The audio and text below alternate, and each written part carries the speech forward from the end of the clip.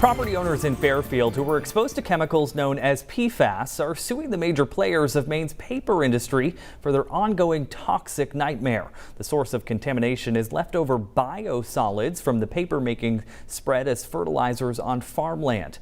The industrial compound seeped into nearby private wells for decades. News Center Maine's Vivian Lee has more from Somerset County. The lawsuit filed Thursday in Somerset County Superior Court asked for unspecified damages on behalf of property owners like Troy Rennie and his fiancee Ashley Goldrup. Even if we'd like to sell the place, I mean, who's going to come in and buy a place that has poisonous water? Their dreams of raising children on their 6-acre property crushed. Do you want to be raising a child? I don't barely want to raise myself here. PFAS levels in some private wells along the Howell Road where the couple live are nearly 1,000 times higher than Maine's standard for drinking water. The lawsuit alleges the owners of more than a dozen paper mills, manufacturing plants, and a waste facility are responsible for the widespread contamination.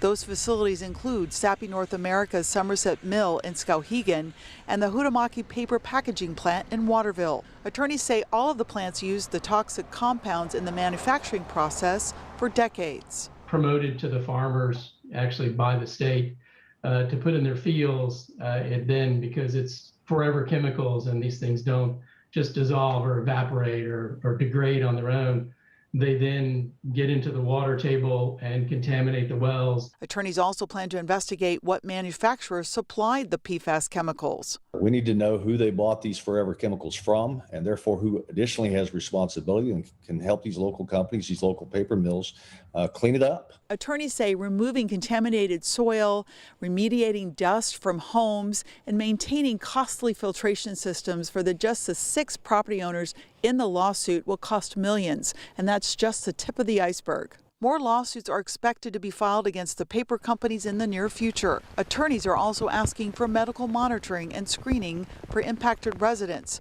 For Troy and Ashley, it's a step forward to feeling safe in their home again. In Fairfield, Vivian Lee, News Center, Maine.